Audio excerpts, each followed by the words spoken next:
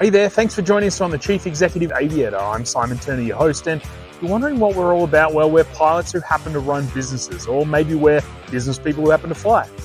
Either way, we've figured out that flying gives us a serious edge. Every week, I sit down with another pilot entrepreneur or executive who's discovered that their plane isn't just some cool ride, it's actually a secret weapon for growing their business. We're talking real stories about landing deals and actual landings, expanding markets, and yes, still making it home in time for dinner. Whether you're already flying for business or you're just dreaming about it, you're going to hear some pretty amazing stories about how aviation changes the trajectory of lives and businesses every day. So get your pre-flight done. We've got a great conversation headed your way. Well, hey, big welcome here to Eric Langan. We've got Eric for the next sort of 30 minutes or so, and we're going to talk about Eric's use of aviation in his business, RCI Hospitality. Some of you may know Eric from the X app, the Everything app. Eric is a pilot and also a chief executive officer, and so fits very well with the chief executive aviator. Welcome, Eric. We're grateful for your time. Yeah, thank you. We're glad to be on the show. Wonderful. So you've gone from selling baseball cards to flying your own plane whilst running a very big business. Some would call it a hospitality empire. Tell us a little bit about the most memorable experience that you've had flying for the business. I guess just the fact that it really surprises people when they say, "Oh, I just flew in," and Yeah. they think, "Oh, well, how'd you get here so fast?" I was like, "Well, the airport's 10 minutes from here." They're Yeah. like, "No, the airport's 40 minutes from here." I'm like, "Oh, I didn't fly. I don't fly commercial." Yeah. And so it really kind of blows their mind. Like, "Oh, well, what'd you do with your pilots?" I was like, "No, I am the pilot." So I think that really, I mean, I had pilots for a long time. Yep. As I got my first airplane in like 1992 and hired someone to fly me around because Mhm. I thought you could go in and funny stories. I thought you could go in and I thought it was like driving a car, Yeah. right? You go in 2 weeks, driver's ed, Yeah. because I had flight school all over the place, where I lived in Austin at the time, Yep. and I lived, the airport was still right there on 35 in downtown, so I Yeah. drove by it all the time. You see all the billboards and things for flight schools, and Yeah. so I literally just thought, oh. I have my lawyer told me, he said, you need to go get an airplane. I was driving from Austin to Longview to Arlington, Texas, and back to Austin 3 times a week. So about 9 hours, 8.5, 9 hours of driving 3 times a week. I That's right. probably had 100+ speeding tickets. And my Yeah. lawyer's like, I'm good, but you're going to lose your license. Even I can't. Go buy an airplane. You need to go buy an airplane. So I went and bought an airplane. Yeah. I had more money than brains at that point because I literally thought you could go. I walk into this flight school and tell the kid, I said, "Hey, I just bought this plane. I'm gonna pick it up in a couple weeks. I need to learn how to fly." And he's like, "Okay." And he starts talking. I'm like, "No, no, no, no. I'll come in every day for the next 2 weeks. I'm going to learn how to fly." It's like, you can't learn how to fly in 2 weeks. It's going to take you 8 months, and it's going to be $30,000. You got to get an instrument rating. You got to get a twin Yeah. engine rating, and all this stuff. And I'm like, "Oh Whoops. no!" My lawyer said I can't drive for 8 more months. I'm gonna get too many more tickets. And so I asked the kid behind the counter. I said, "Well, can you fly that plane?" It was a Piper Aztec, and he's like, "Yeah, Yeah. I can fly it." I was like, "Okay, how much money do you make?" He said, "Oh, like 15, $16,000." I said, "Well, I'll pay you 18. Come fly me around." Yeah. Now he thought I was joking, right? Because knowing what I know today in aviation, who hires a kid fresh out of college with 200 and some odd total time hours, Yeah. right? A wet This commercial ticket. Yeah, just fly you around to fly around, corporate flying. I mean, Yeah. and he's like, "Yeah, I'll do it. I'll do it." Are you sure? Love it. So, and he's the vice president of our company now, by the way. No We've way. been together ever since. Yeah. That is a So, that is a wild story. So obviously, the thing that sparked your interest in aviation was your lawyer telling you you shouldn't drive a lot. Did you have any kind of like childhood experience with it, or was there any other kind of like interest level there, or was it really just like, no, hey, I man, don't. I don't utility? think I don't think I'd really flown much prior to. I've flown some Southwest flights from Dallas to Austin. That's about it. Yeah, Prior to buying the plane. But once I started flying, I was in the back, but I'd yeah, start setting up front. Sometimes if there was just the two of us, I'd set up front with him and right seat and not really learn, but kind of learn. yeah, And but we were flying a lot. he thought, like I said, he thought he died and gone to heaven, right?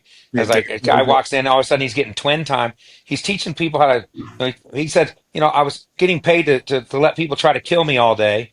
Trying to get 1,000 hours so he could go to work for Continental Airlines at the time. yeah. And here I walk in, and all of a sudden, he's flying. I think we were averaging about 11 to 14 hours a week Oh you wow. know. So Yeah, he's like, I do this for another year or so, a year and a half, and I can go straight to the airlines. And yeah. so yeah, he was really excited, but And little did he little knew little he'd did he be. know Destiny had a whole nother plan for him.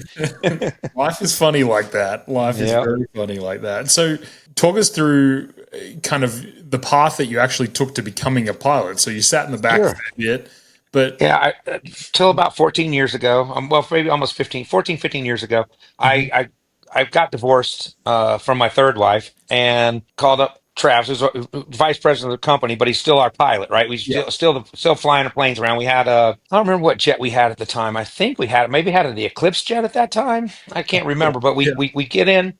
I call him up on a Tuesday. We leave. And I said, "Yeah, we'll be home Thursday." Well, I was going through a divorce, so I went on a 9-day bender.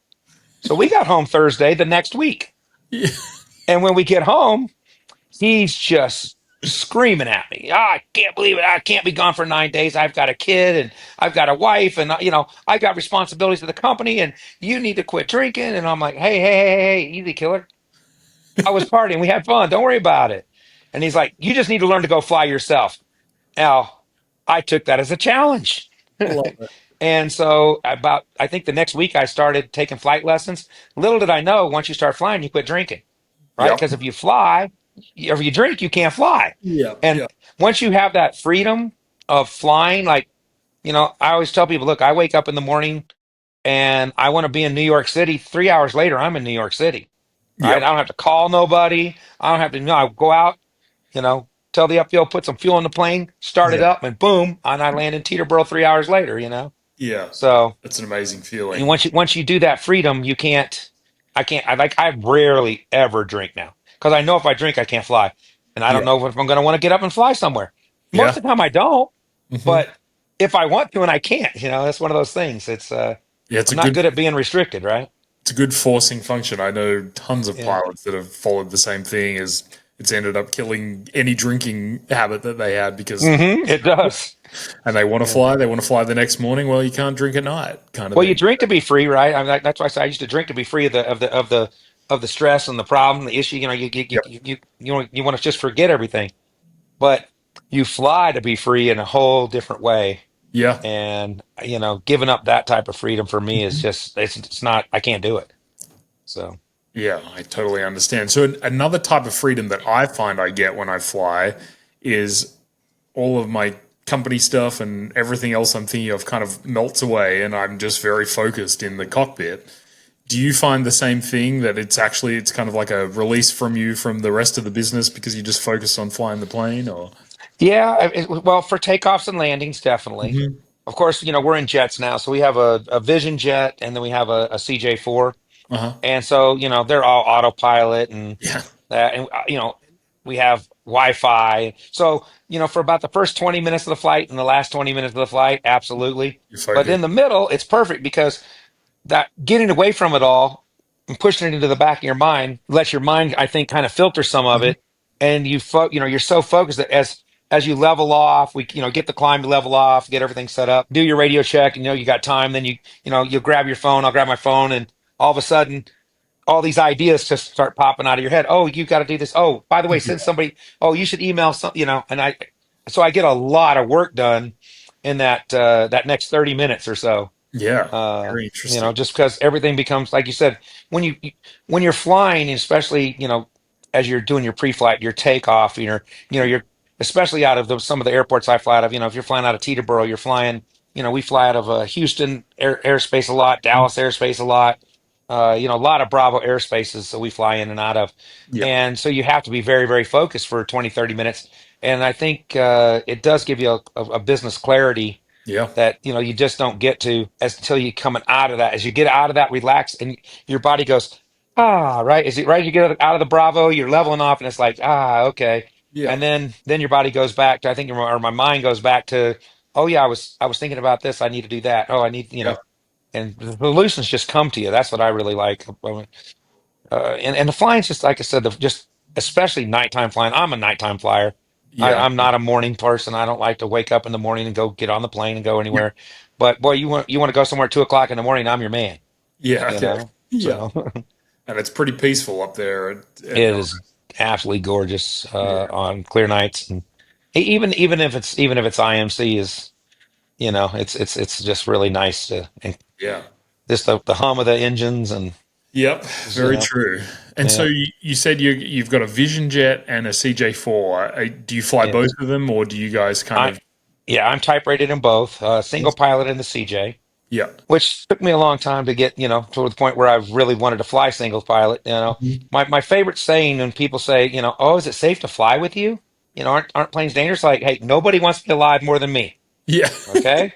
I go to my training. I train 3 days every 6 months in full motion sims. Yeah. We go to flight safety for the CJ. We go to Cirrus for the Vision Jet because they do their own training at Cirrus. Yeah. But we're doing 10 hours of motion simulator training. I love the V1 cuts. Yeah.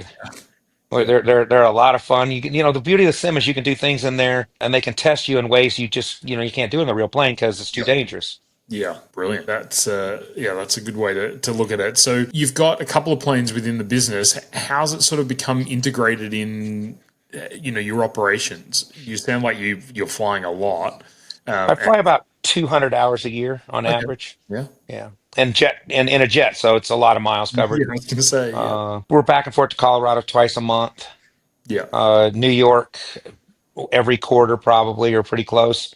Miami a lot, and then we're in 52. We have 52 clubs in 15 states. yeah, So randomly, just wherever we need to go. yeah. And how do you sort of balance maintaining your currency and proficiency with running a big public company? It's not Well, easy. There's a lot of six demand. six 6 days a year. You're 6 days out of every year. I don't do anything but flight training. You're just locking I in. go do my 3 days. Yeah, I walk in. I put my phone down. I forget about everything. I focus on my training, Yeah, and then when those 3 days are over, go back to work. love So it. the CJ is more important. The CJ training I think is much higher level training than Yep. the Vision Jet because the Vision Jet training I think they do it a lot for more like newer pilots because a lot of people go from uh, An SR the 22. SR-22s into the Vision Jet, and I'm going from a CJ4 Back to into a Vision Jet. yeah, So it's a little different. In fact, I got into an argument with one of the instructors last time we were up there because I landed the plane and he yeah, wanted me to pull the chute, and I'm like, why would I pull the chute? And he's yeah, like, well, because I told you that it was 800 overcast, and as we went through 600 feet, which is the minimum for pulling the chute, it was still IMC. You should have pulled. You didn't have a runway. I said I wasn't at minimums. I said it was engine alpha. So I had no engines, and I said there, I'm doing the calculations in your head. Okay, I'm doing this speed. Okay, this many miles. Okay, I'm this many miles. Okay, I said I had 4 miles to spare. yeah, Okay, I had a 13,000 foot runway in Memphis.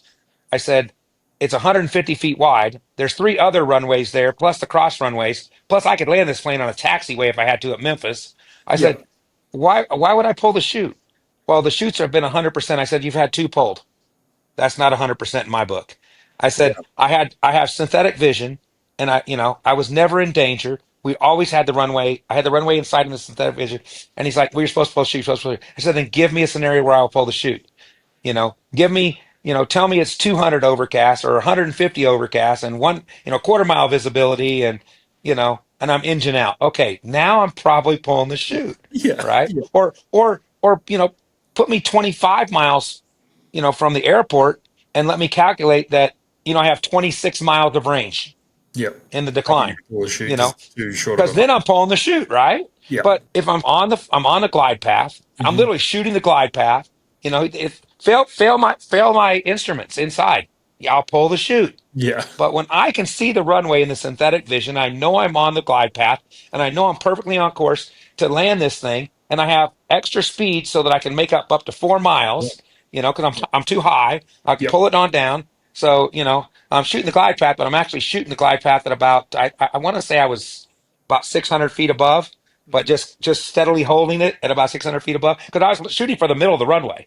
Yeah. I was just going to land in the middle of the runway, so I had plenty of deal. But then I basically I got down there and I was like, once I could see the runway and everything, I just kind of slowed the plane down a little bit and you know Yeah. pushed the nose on and just like put it right on. I mean, just landed smooth right on. I was stopped by the middle of the runway, and then he was mad at me, and I didn't understand. I was like, "Why are you mad at me?" It's an interesting kind of conundrum, right? Because as you say, Yeah, they've only had a couple of chute pulls on the jet, and right. also in IMC, you pull that chute and you're going to land on transmission lines or something like that. Well, You're in a much worse well, situation. I know. Well, here's the thing. I know I'm right over the top of Memphis Airport, right? I could land on another airplane. I could land on a fuel truck. Yeah, I could land on a moving car. There's freeways there, yeah, right? Freeways right there at Memphis Airport. I was like, I knew I was landing in the center of the runway. I have it in mhm, the synthetic vision, right? I mean, yeah. it's got Garmin synthetic vision. That is the greatest. Yeah, I it's don't know how people crazy. fly without that. I mean, we fly the CJ without it, and I think sometimes like, man, I really wish we had synthetic vision in Yeah. here. Well, you can upgrade that CJ now, right? You can. They Yeah, don't have Garmin for it yet, but I think the new models are going to maybe yeah. I think the I the want to Gen say. threes. Yeah. Oh, okay. Yeah, I want to say There's that. been talk. I don't know if they've announced it or not, but I know there's been talk of it. So Yeah, well, hopefully that comes at some point. Tell me yeah. about how you sort of think of ROI from an aviation perspective. Do you do a hard kind of cost analysis and Well, save you X time, or is it just more of a convenience? How do you sort of think about it? well, when there was 35%, corporate tax rates, yes, Mhm. Yeah. money, you could make the money make sense. Hmm. At 20%, 21% corporate tax rates, you can't make the money make sense anymore, even Yeah. with the bonus accelerated depreciation. But the difference is quality of life and the ability to expand and grow at a much more rapid pace, right? Because if I want to get up and somebody calls me and says, "Hey, we've got this property for sale or this club's for sale in this market," but say, "Okay, well, I'll be out there. I'll be out there tomorrow morning, 10 o'clock." Yeah. Because I can be there in 2 hours, right? I mean, not too many places from Houston, Texas, in the continental U.S. I can't be in a Mhm. couple hours Yeah. with the CJ. So, we'd be there in a couple hours. We go check it out, and if it works out great, we buy it. And I think it just shows people that I mean, we're in the industry. We're known as the buyer of choice as it is, Hmm. and with being publicly traded and our cash balance sheet, everybody knows how much cash we have. Every Yep. quarter, we have to report it, and so I think that makes us the serious buyer, and I think we're some of the first ones people call because they know we'll. I mean, we have a reputation of, we'll come straight out and look at it. If we like Yep. it, we'll make an offer. If we don't, we'll let you know. We're not gonna, drug you around or, lead you on. We're gonna tell you exactly what it is because our Yep. time, I mean, the fact that we fly airplanes tells you how we treat our time. Our time is precious to us, Yep. right? And I think that's what you get. I mean, I'm a million miler on Continental Air or United Airlines now, Yep. but I've actually flown a million air miles, like flown the miles, not earned them through, 150% bonuses and all that stuff, but Yep. I've actually flown. So even when I had planes, because we only had like an Aztec and we had, Hmm. some smaller ones, I still flew a lot of commercial flights Yep. back in the day. But that's when I could get to the airport, literally park in my parking spot 24 minutes before my flight and still get on the plane Yep. with my carry-on bag, right? Just running through the airport, right? Yep. And nowadays, I mean, yeah, if you can't even get your bag on a plane if it's not there an hour prior to I flight don't time. know. So or 45 minutes, I think. I think they've got it down to 45. I don't know. I haven't flown in so long now. I don't know, but I hear from other people, "Oh, I missed my flight," or "My bag didn't get here because I didn't get there in time." I'm like, oh man, I'd be in trouble because I was literally, you don't know how many times. I'll bet I've had 50 flights in my life where they were closing the door and I'm like, "Oh," and then, you know, and they look out and I'm like, trying to jump in my seat. So Yeah. Yeah, no, it's the convenience factor of being able to do it yourself and not have to worry about all that hoo-ha yeah, is very and valuable. yeah, I think the other thing is if you have a really good meeting going, right, Mhm. and your flight's at 2 o'clock, Yeah. you start thinking about how hard it is to change it. You got to leave, a cab at 1, and I just say, oh, people are like, "Or do you need to catch your flight?" I'm like, "Plane's not leaving without me. Yeah. I promise. It's not going to go without me. Don't worry about it. Let's get this done." And so Yeah. that helps, I think, in business a lot. Yeah. Uh, Absolutely. I think, Warren Buffett said it best, right? He called his plane the indefensible, yeah. in the beginning, and then he called it the indispensable, right? Hmm. Because once you start using and see the quality of life and the ease of movement that you can do from a business standpoint, I don't think there's any comparison to it. I mean, I tell people all the time, go get your pilot's license, go get your pilot's Yeah. license. So Yeah, absolutely. I think I think you're dead on, and in particular, things like getting to a deal quickly. The plane might cost X millions of dollars, but you can make that in literally a single deal by being the person that's there first.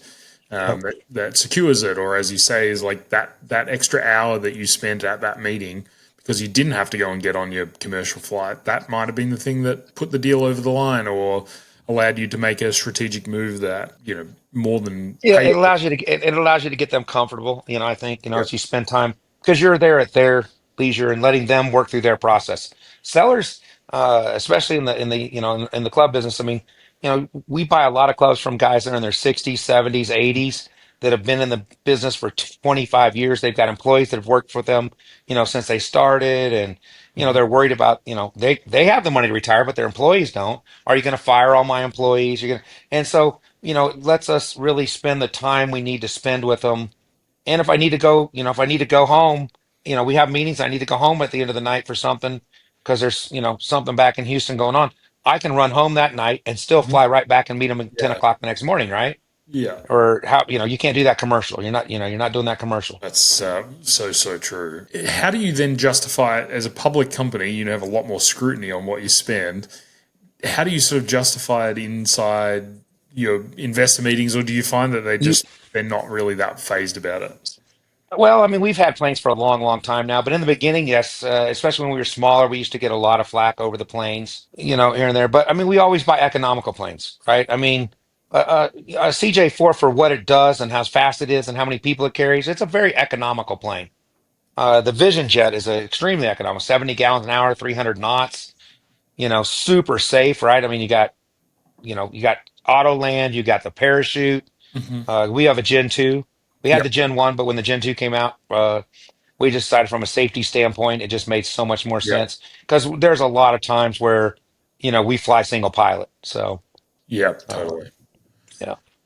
And in terms of, you mentioned that you kind of tell everyone, go get your pilot's license, go get your pilot's license. But do you encourage people within your team, given you've got your own planes, or Oh, do you yeah. encourage them Well, to go get their pilot's license? our in-house legal counsel went through. I don't think he ever took his pilots. Our IT guy went through training, Yeah. but never got his pilot's license. Or I think he did get his pilot's license, but he doesn't fly very much. Uh huh. And then we have regional manager who's an actual pilot. He's type rated in the Vision Jet as well, Good. so he Yep. flies. He's not type rated. He doesn't have the total time for the CJ really, Yep. but he's getting there. But yeah, I'd absolutely encourage him because it allows us to move people or move at the speed of a business jet Yeah. versus commercial airlines. And Really. especially with the Vision Jet for 600 miles or less. We're based in Houston and we have 29, I think, of our 70 some locations are in Texas. Yep. And so it's nice. That Vision Jet's a perfect, 600-mile range plane, 70 gallons an hour. It's very, very economical plane.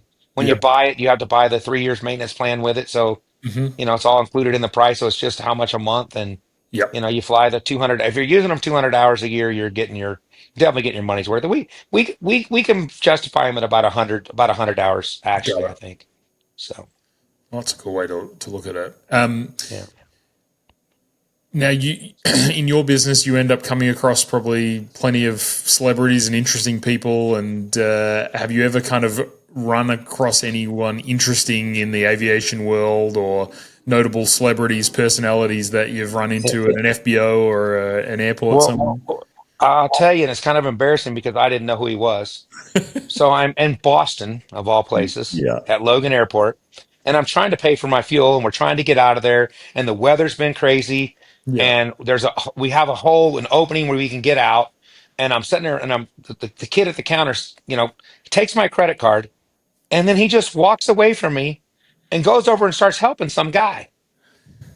And I'm like, what in the hell is going on? And now I'm starting to get mad, right? We're watching, I'm like, man, our window's going to close. We're not going to get out of here. We're going to be stuck here, you know? And the kid comes back over and he goes, "Oh, I'm so sorry. Uh, let me charge your card." And he charged my card, and I'm like, what, you know, what was that? He goes, "Oh, I'm sorry, that was Tom Brady." So Tom Brady was at the counter paying for fuel or something, That's like And so the royalty kid in goes that over. part of So the the kid world. knew who he was, obviously, right? Yeah, Goes over and helps him. I'm yeah, just chump standing there, and yeah, so I was like, well, I guess I can't get mad at him. I guess if I had known it was Tom Brady, I might have been a little starstruck too. Yeah, well, particularly in that area, right? He's like But the I had king no, in I New mean, I England. just had no clue. I wasn't paying any attention. I was, you're in a hurry, right? When you're in a Yep. hurry and you're trying to, because I'm a no-go guy real quick, Yeah. Okay. right? I don't need to be anywhere, right? Yep. Like I said, nobody wants me alive more than me, and I Yep. don't need to be anywhere. You can just wait. If I need to wait 6 hours, you'll just wait 6 hours for me. Yeah. Sorry. I'm Yeah. not gonna, I'm not gonna take risk that I don't need to take. Yeah. And so as that window was closing, I'm so focused on the window and, hey, it's going to close. And if I don't get out of here in the next 40 minutes, then, it's not going to be safe. And, or my alternate, I don't remember what it was, why we needed out, but we had to get out within a certain time period. Yep. And, and getting out of Logan's hard anyway, right? You can sit on the tarmac for 35 minutes before they let you start an engine. Yep. Yeah. So, Totally. So one of the interesting things that I find a lot talking to entrepreneurs that fly and business leaders that fly is that there's sometimes parallels between how they think of flying and aviation in general and how they apply those things in their actual business. Do you have any kind of translations that you see between kind of flying and negotiating deals or operating the businesses that you think that there's good parallels between the two? yeah, to a point, risk aversion Yeah. is a big, right? You want to you have to take risk in business. I always say you don't take risk in aviation, right? There's no Mhm. reason to take risk in aviation. You're in a jet. You can wait 3 hours and you're still going to be there in 2 hours after you take off, right? Yeah. So just wait. Weather. One thing about weather, it doesn't usually stick around for Hmm. long periods of time, especially in the summer. Thunderstorms in the south, Yeah. especially. Yeah. It's just easy, just wait, and you can pick around them later. But with business, I think it's the same. Kind of the same. I used to take a lot of risk in business. Especially in 2004, I bought a club in New York City for I think our total market cap was 7.8 million. I bought a club for 7.2 million, and tore it down. Literally just gutted it in one day. We took wrecking crews in there and took it Yeah. down to three walls. So we tore out the floors, we braced up the brick walls. It's a 100-some-year-old building, and and then started construction. And everybody said, oh, so we're going to open in 6 months. Everybody's laughing like it's going to take you 3 years to build that. I was like, no, we're going to build it in 6 months. And of course, we built it in 6 months and opened. It wasn't easy. I mean, we were for about 3 months. We were working, 20-hour days. I was Yeah. over there. I was going home and sleeping. We got an apartment across the street, and I was sleeping 4 hours and coming right back over there, right back in there again. Yeah. Bringing different crews in. We had three different crews running. Basically 6-hour shifts, and just never slowing down. But But we got it open, so that you was that was kind of a crazy experience for me you truly bet the as farm far on as it. risk. Sounds like. Yeah, well, I mean, the beauty was, so the math was, we had X amount of free cash flow. I did certain amount of loans. We had a certain amount of cash. And the way I figured it out, if I failed miserably, I literally traded 5 years of free cash flow. I was going to work for free for 5 years if this didn't work. Yeah. But, you know, if you go to New York City, a beer at the time was $11. A mixed drink was $17. I Yeah. was selling those same drinks in Texas for a beer for 2.25 and a mixed drink for 4.25. Yeah. And 225,000 people a day walk in front of the building on 33rd Street between Empire State Building and Madison Square Garden, where the Yeah. club's located. And so my motto was, everybody says if you can make it here, you can make it anywhere. And my motto was, if I can't make it here, I can't make it anywhere. I'm just getting out of the business. If Yeah. I can't, if I can't walk enough people in to buy $11 beer and make enough money to make, to be profitable, Yeah. with 225,000 possible people walking in front of my building every single day, What hope have you I'm got getting out of the anywhere else? business. I should just retire and quit. Yeah. I'm not made for this. And that's really one of our most successful clubs that we've ever owned until, Yeah. we bought the Tootsie's down in Miami. So, Amazing. So let's talk about the future here. What's on your aviation bucket list? Are you going to get any new ratings? You're going to upgrade an aircraft? Any kind of cool destinations you want to fly to? well, we've ordered the Gen 3 CJ4. Nice. We take delivery in, well, it was November of 27. I think we got moved up to 2 spots to no. I think we're September 27 now. Cool. Yeah. So that's exciting. It's from all the talk and everything we've seen. It's going to be an incredible airplane. And our It's plane is about, I think our CJ's 9 or 10 years old now. So it's going to be time. By 27, it'll be time. yep. And the nice thing is we're selling the plane. And we've got a group that's looking at the plane. We're going to sell the plane for basically what we paid for it. So we've used it all these years, and we're selling it for what we paid for it. So you can't beat that, right? Yeah. So And we're basically, doing it. We're right. doing it through a swap, so we won't have to pay capital gains. We'll just, it's like a trade. We trade it to Cessna, and then Cessna selling it to them. Yep. So, Brilliant. so it's like a trade-in deal. So that Yeah. that really helps us a lot with taxes and whatnot. As far as destinations, I don't know. I mean, if I want to go somewhere, I pretty much go. Yeah. Yeah. That's the beauty now. Is we just we go. I flew into Van Nuys Airport when I was a young pilot in a Cessna Corvallis Oh, cool. Yeah. that Yeah. I just bought after Cessna bought Columbia. Yep. And I flew that plane. We stopped somewhere in West Texas, somewhere in the a mountain storm. We leave the airport. It's beautiful, sunny, beautiful day. We go eat at this Mexican restaurant. We don't know where to eat. We pull over. We see these construction guys on the side of the road. Say, hey, where's a really good Mexican restaurant? They go, oh, you got to go down to this gas station and take a right, and then go down 4 blocks and then take a left, and there's this greenhouse, and that you'll see a little open sign in the window. Just knock on the door or just walk in. If the door's shut, just knock on it. If it's open, just walk in. That's the best Mexican food in town. We're like, okay, sure. So we pull in, we this little house, and we got the door was open, so we step in, and the lady has literally converted her living room. She got like 5 little tables in there with chairs, and she's cooking in her kitchen. That's amazing. And we ate there. It was incredible. I mean, the food was great. She's this little Mexican lady, That is, she's probably 80 years old, just in yeah. there cooking up food, How and people amazing. coming and going. Yeah. And Oh, but the God. storm Yeah. blew in. As we pulled into the airport, I was like, man, that looks pretty dark over the mountains right there. Coming over the mountains right there. And my buddy was like, yeah, it was Pico, Texas. That's where it was, Pico, You Texas. go Texas. Okay. And this storm just, I mean, out of nowhere, it's like crystal clear 1 minute. It looked like nighttime for about 15 minutes, downpour, and then boom, it was just blue skies again. So we flew from Pico, then we flew somewhere. I think we flew to Grand Canyon National Park. Then we flew to Henderson, spent the night there in Vegas, went to Vegas and spent the night, and then got up the next morning and flew into Van Nuys, California, just to say we landed there. Love it. So I was just building time. That's so good. So it was a cool trip. Yeah, that was a great trip. But while we were in Van Nuys, we actually went and met with the owners of Vivid Video. So we made it a business trip, on that part of it, and Perfect. ended up licensing their name for a club in New York City at the time. Oh, So cool. that's why the Vivid is still in New York today. Yeah. Yeah. How interesting. It's amazing. Aviation's clearly been a big part of your business story and your business journey, and it sounds like it's going to Oh, continue to absolutely. be. I don't know how I don't know how it can't be anymore. At this point, it's just part of life now. It's like breathing every day. I have to fly every so often. Love it.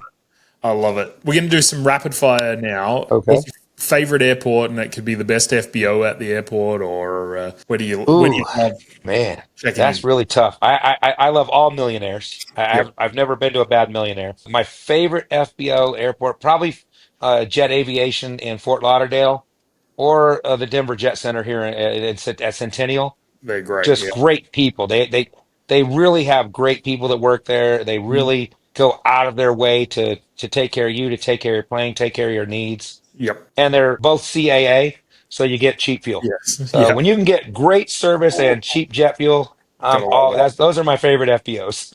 Love it. Yeah. Worst weather. What's the scariest weather you've ever encountered flying? I was coming back into Houston, and ended up with my mother, Yep. and in a prop plane. I was a pretty young pilot. I Hmm. probably had 300 or 400 hours total time, probably about 150 in that plane. We're coming back from Illinois, and the storms were blowing in, and I mean they're just basically out of nowhere, and they were. It's those summertime thunderstorms Yeah. where Big one deal. minute they're 12,000 feet, and the next minute they're 40,000 feet, Yeah. and Yeah. and then they start merging in with each other. So Yeah. I was with my mother. We were flying through, and there were 2 storms on each side of us, and they basically said, hey, you can, there's a path if you go between these two storms. And I'm going through these two storms, and you read about, hey, don't, make sure you know, and all this stuff. And these storms are coming, and they're coming, and they're coming. And I ended up landing in Shreveport, Louisiana, because I was just like, no, Mom, I'm not comfortable with this. Yeah. We're just gonna land here and wait it out. So we landed and went and got something to eat, and then I think we sat at the FBO for about 4 hours, and the Waiting storms for it. kind of died out and Yeah. turned into rainstorms, and we flew the rest of the way home back to Houston. But that was probably the only time I think I've really been worried about storms. Most of the time now, in the CJ are at 45,000 feet, so we're over the top of 90% of the fronts. If there's big fronts, you just don't go. I mean, that's just, to me, it's just don't go. That's really what's, Yeah. came to me. If I can't be over the top of it, or I don't have a definite, path around it, I tend to, and, if I like 500 feet, above, not 200, if it's at minimums, unless there's just a crystal clear place that's, 20 minutes away, I can go land at, Yeah. I'm probably avoiding that flight. Yeah. So, I I mean, know. I can shoot the minimums. I've done it a million times, right? And Mhm. especially in the Sims. Yeah. So, I mean, I know I'm capable of it, Yeah. You but just want to it's push to it. me, it's just unneeded risk. Yeah, I agree. I think that's a great attitude to have, and you've clearly got some good decision making. Aviation pet peeve. What drives you crazy about modern aviation? Maybe nothing. I fly into some uncontrolled airports Yeah. where there's some real old timers flying Yeah. around, Yeah. and they don't even have radios in their airplanes. Yeah. That's a pet peeve to me. If you're going to be in an airplane, you need to have a radio, I agree. because especially in an uncontrolled airport where people are coming and going. People take off either way. So a scary story for me is I was in the CJ. I was taking off on 27, and this it was in a like a pit or something, still tail dragger airplane. She pulls right out on. I'm on 27 going down the runway. As I rotate, I look. She's coming down the runway at me, and that scared the crap out of me. I'm like, oh my god! And And then she's I'm on calling on the the radio. radios, and I'm like, what the hell are you doing on the runway? Are you not listening? And so when I get back, I'm gone for 3 days. I come back and I grab one of the guys at the airport, and I'm like, hey, what was this airplane? Who's this airplane? I didn't get a tail number. I didn't see nothing, but as a tail dragger, it's an old tail dragger, and they pulled on runway 9 and coming down the runway at me as I'm taking off on 27. The winds favored 27. I don't know what they were doing on 9, In a you tail know? dragger, no less. Yeah, and I'm like, what the hell? I mean, it's a 5,000 foot runway. They probably need what, 800 feet, Yeah. so they don't care. They Yeah. got, oh, I got 5,000 foot runway. I don't care about an 8 knot tailwind, Yeah. you know. But just like, I just sat there and thought, I'm like, what was that? 6 seconds, 12 seconds difference in timing, and I'd have ran plowed right through her because I Yeah. wouldn't have been able to rotate. Yeah. Right? I can't rotate at my any speed. That is wild. Yeah, that Yeah, is. I've had that happen at a local airport here, flying in, and some guy buzzing around with a very very old 172 that had no working radio. I mean, he had a radio in it, but no working radio. yeah, And he had to pull up to me at the fuel bowser, and we had a we had a yeah, conversation yeah. about that. It also Yeah, if your wasn't equipment's flying not working, don't that this plane doesn't even have a radio in it. I'm told. I don't know, but amazing. I was told she doesn't have a radio. She just flies. I'm like, it's like Yeah. 90 years old and flying. I'm like, I'm happy she's 90 years old and flying, but let's follow some safety protocol here, Yeah, please. I think that's a good idea. Well, speaking about giving people advice, she might have needed some, but what's the best piece of advice you've ever received as a pilot? Well, I always joke because I don't worry about if I'm on the runway, I'm happy. But when I first started flying the jets, I flew a Mustang, and I was in training, and the guy said, "Hey, son, you're a jet pilot now. Use the center of the runway." So I was laughing. Uh, so Yeah, I joke about that all the time. So when I'm with other pilots or something, if I'm flying right seat or something, I'll be like, yeah. "Hey, Use the we're center. jet pilots now. Use the center of the runway." And I I love and it. I, this is from a guy who's ran two different planes. I fly in some smaller airports, Yep. and a guy cut me off, and so I tried to pull into a deal because we were head on, face to Yeah. face, Yeah. and I had to turn, so I tried to turn in, and I'll miss the it's corner about of the 2 inches turn. short, and the wheel fell off and sunk in the mud. So I Ugh. had to get the balloons out there, and I had Yeah. to pump up the plane and pull it out, and then. recently I was pulling out of a deal. There's 2 runways, and they gave me permission. The tower gave me permission to cross the runway. Yeah. And I look up, and this plane's coming, and I'm thinking, it distracted me for a long enough second. I thought he was landing on the runway I was getting ready to cross. So Mhm. like, I kind of panicked a little bit, and I tapped the brake, and when I did, I turned the wheel off a little bit and just Oh, went off the edge and yeah. sunk it. It had been raining. We just had a 3-day rainstorm and just sunk it. It's like, I gotta get the balloons again. So, but those, luckily for me, those are the only two Things you've accidents had. I've had. So, and Yeah. they weren't really, the plane wasn't damaged or anything because, Yeah. as soon as you sink, you just shut it down, power down. Yeah. You ain't going nowhere. They're pretty minor ones. I think a lot of people Yeah. would be happy if, in all of the hours of flying, that was the only things that they had to deal with. But Yeah, I think I'm between 2,900 and 3,000 hours probably now nice, in the last 14 years. So. brilliant. Well, I think that's a good spot to end on. Where can people connect with you and find your business and find you? Well, you can, our website, rcihospitalityholdings.com, Yep. or always the easiest way to directly to me is just on X at Rick CEO. Yep, brilliant. I will put the links in the show notes here. But Eric, it's been awesome to catch up and Yeah. learn a little bit from you and learn a bit about your aviation journey. It sounds like you've had a lot of fun and that you're still having a lot of fun and growing a very successful. When it quits being fun, I'll probably quit doing it. That's Yeah. everything in my life. When it's not fun for me anymore, I'm done. I love So it. I always have a lot of fun. Great attitude to have and great learning, I think, for our audience. But Eric, it's been great and appreciate the time. And we'll hopefully catch up somewhere on a runway soon. All right, sounds great. Appreciate you. Great. Thank you. Hey, thanks for flying with us today. If you're getting value from these conversations with other pilot entrepreneurs and executives, do me a really quick favor. Hit that subscribe button or the follow button, depending on what app you're using, so you'll never miss another episode. And if you've got an extra minute and you loved us, drop us a 5-star review. Those reviews help other aviation-minded business folk find us, and honestly, they really just make my day. What about you? Have you got a story about using your plane to grow your business, or maybe someone you know? Well, shoot me a message on X at Simon G. Turner or at the Chief Executive Aviator podcast, or pop me an email, simon@turneraircraft.com. See you on the next Chief Executive Aviator.